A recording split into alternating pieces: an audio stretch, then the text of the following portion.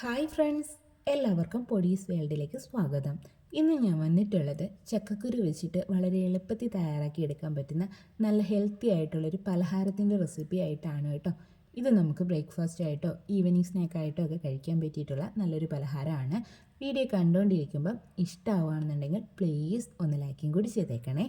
അപ്പം നമുക്കിതെങ്ങനെ തയ്യാറാക്കുന്നതെന്ന് ഒന്ന് നോക്കിയിട്ട് വരാം. പലഹാരം തയ്യാറാക്കി എടുക്കുന്നതിനായിട്ട് ഞാനിവിടെ 25 ചക്കക്കുരു ആണ് കേട്ടോ എടുത്തിട്ടുള്ളത്. ഇതിൻ്റെ ആ പുറമേയുള്ള തൊലിയൊന്നും ഞാൻ മാറ്റിയിട്ടില്ല. ഇത് നന്നായിട്ടൊന്ന് കഴുകി എടുത്തിട്ടുണ്ട്. ഇനി നമുക്കിതൊന്ന് കുക്ക് ചെയ്തിട്ട് എടുക്കാം. അതിനായിട്ട് ചക്കക്കുരുവൊക്കെ നമുക്കൊരു കുക്കറിലേക്ക് അങ്ങ് ഇട്ട് കൊടുക്കാം. ശേഷം ഇതിലേക്ക് ആവശ്യത്തിന് വെള്ളം ഒന്ന് ഒഴിച്ചു കൊടുക്കാം. എന്നിട്ട് ഇതൊന്ന് അടച്ച് വെച്ചിട്ട് കുക്ക് ചെയ്തിട്ട് എടുക്കാം കേട്ടോ. ഞാനിവിടെ മീഡിയം ഫ്ലെയിമിൽ ഒരു 3 വിസിലാണ് അടുപ്പിക്കുന്നത്. എന്നിട്ട് അതിൻ്റെ പ്രഷർ കംപ്ലീറ്റ് പോയിട്ടേ തുറന്ന് നോക്കുന്നുള്ളൂ കേട്ടോ. നമ്മൾ എടുക്കുന്ന ചക്കക്കുരുവിൻ്റെ അനുസരിച്ചിട്ട് ഈ ഒരു വിസിലിൻ്റെ എണ്ണത്തിൽ ചെറിയ വ്യത്യാസം വരും കേട്ടോ. എന്തായാലും ചക്കക്കുരു നന്നായിട്ട് കുക്കായി കിട്ടണം. അപ്പോൾ ഇതാ കുക്കറിൽ നിന്ന് വിസിലൊക്കെ വന്ന് പ്രഷറൊക്കെ കംപ്ലീറ്റ് പോയിട്ടുണ്ട് കേട്ടോ. ഇനി നമുക്കിതൊന്ന് ഓപ്പൺ ചെയ്തിട്ട് നോക്കാം. അപ്പോൾ ഇതാ ചക്കക്കുരുവൊക്കെ നന്നായിട്ടൊന്ന് കുക്കായി വന്നിട്ടുണ്ട്. ഇനി ഇതൊന്ന് എടുത്ത് മാറ്റി വെക്കാം കേട്ടോ, ഇതിൻ്റെ ചൂടൊക്കെ ഒന്ന് മാറാൻ വേണ്ടിയിട്ട്. അടുത്തതായിട്ട് ഇതിലേക്ക് മധുരത്തിന് ആവശ്യമായിട്ടുള്ള ശർക്കരയൊന്ന് ഉരുക്കിയിട്ടെടുക്കാം. ഞാനിവിടെ 1/4 കപ്പ് അളവിലാണ് ശർക്കര എടുത്തിട്ടുള്ളത് കേട്ടോ.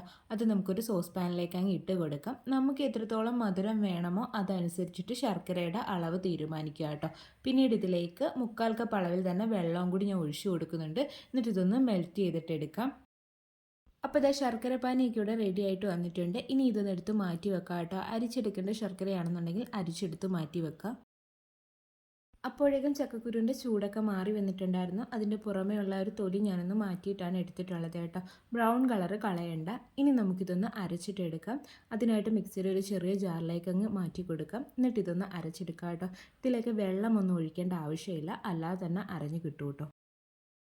ചക്കക്കുരു അരച്ചെടുത്തിട്ടുണ്ട്. നല്ല ഫൈൻ പേസ്റ്റായിട്ട് അരഞ്ഞില്ലെങ്കിലും കുഴപ്പമില്ല കേട്ടോ. ചെറിയ ചെറിയ തരികൾ കിടന്നാലും കുഴപ്പമില്ല. ഒരുവിധം നന്നായിട്ടൊന്ന് അരച്ചിട്ടെടുക്കുക കേട്ടോ. ഇനി ഇതൊന്ന് മാറ്റി വെക്കാം. അടുത്തതായിട്ട് ഞാനിവിടെ ഒരു കടായി എടുത്തിട്ടുണ്ട്. അതിലേക്ക് 1 ടേബിൾ സ്പൂൺ അളവിൽ നെയ്യ് ഒന്ന് ഒഴിച്ചു കൊടുക്കുകയാണ്. നെയ്യ് ചേർത്ത് കൊടുക്കണം എന്ന് നിർബന്ധമില്ല കേട്ടോ. നെയ്യ് ചേർത്ത് കൊടുക്കണമെങ്കിൽ കുറച്ചുകൂടി ഒരു സോഫ്റ്റായിട്ട് നമ്മുടെ പലഹാരം കിട്ടും. നല്ലൊരു ടേസ്റ്റുമാണ്. താല്പര്യമില്ലെന്നുണ്ടെങ്കിൽ ഒഴിവാക്കാം കേട്ടോ. നെയ്യ് ഒന്ന് ചൂടായി വരുമ്പോഴേക്കും ഇനി ഇതിലേക്ക് തേങ്ങ ചേർത്ത് കൊടുക്കാം. ഞാനിവിടെ 1 കപ്പ് അളവിലാണ് തേങ്ങ ചേർത്ത് കൊടുക്കുന്നത്. എന്നിട്ടിത് നന്നായിട്ടൊന്ന് മിക്സ് ചെയ്തെടുത്തതിന് ശേഷം ഇതൊന്ന് വഴറ്റിയിട്ടെടുക്കാം കേട്ടോ. ഒരു 1-2 മിനിറ്റ് നേരത്തേക്കൊന്ന് വഴറ്റിയെടുത്താൽ മതിയാവും. അതിനുശേഷം ഇതിലേക്ക് മെൽറ്റ് ചെയ്ത് വെച്ചിട്ടുണ്ടായിരുന്ന ശർക്കരപ്പാനി അങ്ങ് ഒഴിച്ചു കൊടുക്കാം. എന്നിട്ടൊന്നും കൂടി നന്നായിട്ട് മിക്സ് ആക്കിയിട്ടെടുക്കാം. അതിനുശേഷം ഇതിലേക്ക് ഒരു നുള്ളളവിൽ ഉപ്പൊന്ന് ചേർത്ത് കൊടുക്കാം. മധുരം ഒന്ന് ബാലൻസ് ചെയ്യുന്നതിന് വേണ്ടിയിട്ടാണ്. പിന്നീട് ഇതിലേക്ക് ഒരു 1/2 ടീസ്പൂൺ അളവിൽ ഏലക്കാപ്പൊടി കൂടി ചേർത്ത് കൊടുക്കാം. അതിനുശേഷം ഇതിലേക്ക് നേരത്തെ റെഡിയാക്കി വെച്ചിട്ടുണ്ടായിരുന്ന ചക്കക്കുരു അരച്ചത് ചേർത്ത് കൊടുക്കാം. എന്നിട്ടിത് നന്നായിട്ടൊന്ന് മിക്സ് ആക്കിയിട്ട് എടുക്കുക കേട്ടോ. അതിനുശേഷം ഇതൊന്ന് തിളപ്പിച്ചിട്ടും കൂടി എടുക്കാം. ചക്കക്കുരുവിൻ്റെ ശർക്കരപ്പാനിയുടെ മിക്സൊക്കെ ഇവിടെ നിന്ന് തിളച്ച് വന്നിട്ടുണ്ട്. ഈ ഒരു സമയത്ത് ഫ്ലെയിം ഒന്ന് കുറച്ച് വെച്ചതിന് ശേഷം ഇതിലേക്ക് പൊടി ചേർത്ത് കൊടുക്കാം. ഞാനിവിടെ ഗോതമ്പ് പൊടിയാണ് കേട്ടോ എടുത്തിട്ടുള്ളത്. 1 കപ്പ് അളവിൽ എടുത്തിട്ടുണ്ട്. ഇത് ചേർത്ത് കൊടുത്തിട്ട് നന്നായിട്ടൊന്ന് മിക്സ് ചെയ്തിട്ട് എടുക്കാം. അപ്പോൾ അത് ഞാൻ നന്നായിട്ട് മിക്സ് ചെയ്തെടുത്തിട്ടുണ്ട്. വെള്ളമൊക്കെ ഒന്ന് വറ്റി വന്നിട്ടുണ്ട് കേട്ടോ. ഇത് പാനിൽ നിന്നൊക്കെ വിട്ട് വരുന്നൊരു പരുവമായിട്ടുണ്ട്. ഈ ഒരു സമയത്ത് നമുക്ക് ഫ്ലെയിം ഓഫ് ചെയ്ത് കൊടുക്കാവുന്നതാണ്. എന്നിട്ട് ഇതൊന്നെടുത്ത് മാറ്റി വെക്കാം കേട്ടോ, ഇതിൻ്റെ ചൂടൊന്ന് മാറി കിട്ടുന്നതിന് വേണ്ടിയിട്ട്. അപ്പോൾ ഇതിൻ്റെ ചൂടൊക്കെ ഒന്ന് മാറി വന്നിട്ടുണ്ട്. ഇനി നമുക്കിതൊന്ന് ഷേപ്പ് ചെയ്തിട്ടെടുക്കാം. ഷേപ്പ് ചെയ്തെടുക്കുന്നതിനായിട്ട് ഞാനിവിടെ വാഴയിലയാണ് കേട്ടോ എടുത്തിട്ടുള്ളത്. അതൊന്ന് വാട്ടിയിട്ടും കൂടി എടുത്തിട്ടുണ്ട്. ഇനി ഇതൊന്ന് ട്രയാങ്കിൾ ഷേപ്പിലൊന്ന് മടക്കിയതിന് ശേഷം ഇതിലേക്ക് കുറച്ച് കൂട്ടൊന്ന് വെച്ച് കൊടുക്കാം. എന്നിട്ട് ഇതൊന്ന് മടക്കി വെച്ചിട്ട് ഈവനായിട്ട് എല്ലായിടവും എത്തത്തക്ക രീതിയിലൊന്ന് പ്രസ് ചെയ്ത് കൊടുക്കാം കേട്ടോ. എന്നിട്ട് ഇതങ്ങ് അടച്ചിട്ടെടുക്കാം. ഇത്രയേ ഉള്ളൂ. ഈ വാഴയില തന്നെ വേണം എന്നില്ല കേട്ടോ. നമ്മൾ തെരളിയൊക്കെ ഉണ്ടാക്കത്തില്ലേ, കുമ്പിളപ്പമൊക്കെ ഉണ്ടാക്കുന്ന ഇലയുണ്ടല്ലോ, വയനയില, അതിനകത്താണെങ്കിലും മതിയാവും. അതിനകത്തൊക്കെ ആകുമ്പോൾ നല്ലൊരു സ്മെല്ല് കിട്ടും കേട്ടോ. ഇത് രണ്ടും ഇല്ലെങ്കിലും സാധാ രീതിയിൽ ഒരു ഷേപ്പ് ആക്കിയിട്ട് സ്റ്റീം ചെയ്തെടുത്താൽ മതിയാവും. അപ്പോൾ ഞാനിവിടെ ഷേപ്പ് ചെയ്തെടുത്തിട്ടുണ്ട്. അപ്പോൾ ബാക്കിയുള്ളതും ഇതുപോലെ തന്നെ ഒന്ന് റെഡിയാക്കിയിട്ട് എടുക്കട്ടെ കേട്ടോ. ബാക്കിയുള്ളതെല്ലാം അതുപോലെ തന്നെ ഞാനൊന്ന് റെഡിയാക്കി എടുത്തിട്ടുണ്ട്. ഇനി ഇതൊന്ന് സ്റ്റീം ചെയ്തിട്ട് എടുക്കാം. അതിനായിട്ട് ഇഡലി പാത്രത്തിൽ വെള്ളമൊക്കെ ഒന്ന് ചൂടാക്കാൻ വേണ്ടിയിട്ട് വെച്ചിട്ടുണ്ടായിരുന്നു. അപ്പോൾ വെള്ളമൊക്കെ ചൂടായിട്ട് ചെറുതായിട്ട് ആവിയൊക്കെ ഒന്ന് കയറി വരുന്നുണ്ട് കേട്ടോ. ഈ ഒരു സമയത്ത് നമ്മളിതെല്ലാം കൂടി ഒന്ന് പിറക്കി അതിലേക്ക് വെച്ച് കൊടുക്കുക. അതിനുശേഷം അടച്ച് വെച്ചിട്ടൊന്ന് കുക്ക് ചെയ്തിട്ട് എടുക്കുക കേട്ടോ. ഒരു മീഡിയം ഫ്ലെയിമിൽ 10 മിനിറ്റ് കുക്ക് ചെയ്താൽ മതിയാവും. ബാക്കിയുള്ളതൊക്കെ ഒരുവിധം വെന്തതാണ്. അപ്പം അധികം സമയം വേണ്ട കേട്ടോ. ഒരു 10 മിനിറ്റ് കുക്ക് ചെയ്താൽ മതിയാവും.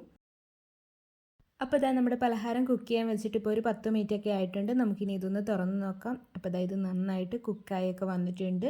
ഇനി ഇതൊന്ന് എടുത്ത് പുറത്ത് വെക്കാം കേട്ടോ. അപ്പോൾ ഇതാ ഇത്രയേ ഉള്ളൂ. ചക്കക്കുരു കൊണ്ട് വളരെ എളുപ്പത്തിൽ തയ്യാറാക്കി എടുക്കാൻ പറ്റുന്ന നല്ല ഹെൽത്തി ആയിട്ടുള്ള പലഹാരം ഇവിടെ റെഡി ആയിട്ടുണ്ട്. എണ്ണയിലൊന്നും മുക്കി പൊരിക്കാത്ത ആവിയിൽ വേവിച്ചിട്ടുള്ള നല്ലൊരു 4 മണി പലഹാരമാണ് കേട്ടോ ഇത്. ബ്രേക്ക്ഫാസ്റ്റ് ആയിട്ടും കഴിക്കാൻ പറ്റുന്ന ഒന്നാണ്. അപ്പോൾ അത് ഞാനൊന്ന് തുറന്നിട്ടും കൂടി കാണിക്കുന്നുണ്ട്. നല്ല സോഫ്റ്റ് ആയിട്ടിരിക്കുന്ന ഒരു പലഹാരമാണ് കേട്ടോ. അപ്പോൾ എല്ലാവരും ഇതൊന്ന് ട്രൈ ചെയ്ത് നോക്കണം. നമ്മുടെ നാട്ടിലിപ്പോൾ ചക്കക്കാലമാണ് കേട്ടോ. അപ്പോൾ ചക്കക്കുരുയൊക്കെ ധാരാളം കാണും. വെറുതെ വലിച്ചെറിഞ്ഞ് കളയാതെ ഇങ്ങനെയൊക്കെ ഒന്ന് തയ്യാറാക്കി നോക്കുക. ഹെൽത്തിയാണ്, കുട്ടികൾക്കും ഇഷ്ടപ്പെടും. അപ്പോൾ എല്ലാവരും ഈ പലഹാരം ഒന്ന് തയ്യാറാക്കി നോക്കണേ. തയ്യാറാക്കി നോക്കിയിട്ട് ഫീഡ്ബാക്ക് പറയാൻ മറക്കല്ലേ. ഇതുപോലുള്ള ഹെൽത്തി റെസിപ്പീസൊക്കെ നമ്മുടെ ചാനലിലുണ്ട് കേട്ടോ. എല്ലാവരും കയറി കണ്ടുകൂടി നോക്കണേ. അപ്പോൾ അത് ഞാനൊന്ന് മുറിച്ചിട്ടും കൂടി കാണിക്കുന്നുണ്ട്. നല്ല സോഫ്റ്റ് ആയിട്ടിരിക്കുകയാണ്.